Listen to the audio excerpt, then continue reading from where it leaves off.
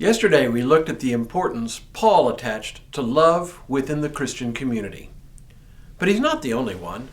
We've already seen how the writer or writers of the Gospel of John and the first letter of John also emphasized love as a cardinal virtue for life in the Christian community. What set Paul apart was his utter realism, his complete grasp of the everyday realities of life in real, actual Christian communities, which constantly threatened to drive wedges between real Christian believers. Yesterday we talked about how Paul defined love as the sine qua non, the element without which Christian community is not possible. Today we'll return to the same passage from 1 Corinthians 13 and look at what Paul thought love among believers was really all about. Hello, I'm Stuart Baskin, pastor of First Presbyterian Church of Tyler, Texas, and this is your daily devotional for Thursday, December 22nd, 2022. Paul's greatest statement on love is his magnificent 13th chapter of 1 Corinthians.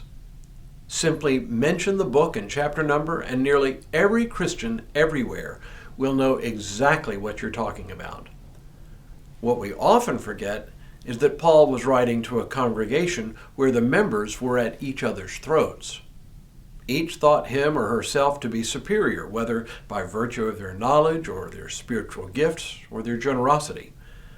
Paul reminded them that even if they were superior in one or more of these dimensions, a dubious proposition at best, by the way, their superiority was rendered void by their lack of love for their fellow believers. After all, people who truly love one another don't get caught up in endless rounds of one-upmanship. To love another the way Paul conceives of love is to place others first. There is no room for demonstrating one's superiority. In fact, it would never cross one's mind. That all tells us how important love is. But so far we haven't delved into what Paul says love actually is. And here Paul can only marshal words that speak around love. He doesn't illustrate it with examples, but his words paint enough of a picture that we easily get the point. In the middle of 1 Corinthians 13, Paul says this: love is patient, love is kind, love is not envious or boastful or arrogant or rude. It does not insist on its own way. It is not irritable or resentful. It does not rejoice in wrongdoing, but rejoices in the truth. It bears all things, believes all things, hopes all things, endures all things.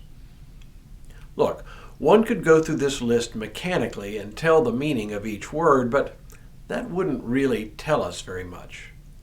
It talks about some of the things love is and some of the things love doesn't indulge in, but what they all seem to boil down to is that love is intensely focused on the good and the interests of others.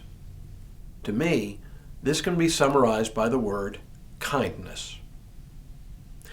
Over my years of ministry, I have counseled dozens and dozens, if not hundreds, of couples preparing to marry. My counseling has focused more and more on a few key points, but in recent years, I've become focused on the importance of kindness in marriage. It's not an emotion. Rather, it is an action, or even better, an attitude that drives action. I've come to believe that if we treat each other with unrelenting kindness, the long-term result is better, more loving relationships. Of course, there are people in this world who are so narcissistic that showing kindness is really just an invitation to them to take advantage of you. But most people, even those who are somewhat self-centered, are usually not true narcissists. All of which is to say, love requires hard work and commitment, a tough-minded commitment to a certain kind of life, a life lived for others. Paul maybe put this best in Ephesians when he wrote, "Put away from you all bitterness and wrath and anger and wrangling and slander, together with all malice. And be kind to one another, tender-hearted, forgiving one another, as God has forgiven you. Therefore, be imitators of God as beloved children, and live in love, as Christ loved us. Be kind to one another, he says. And then he says, be imitators of God. When you stop and think about it, being kind to one another is to imitate how God treats us.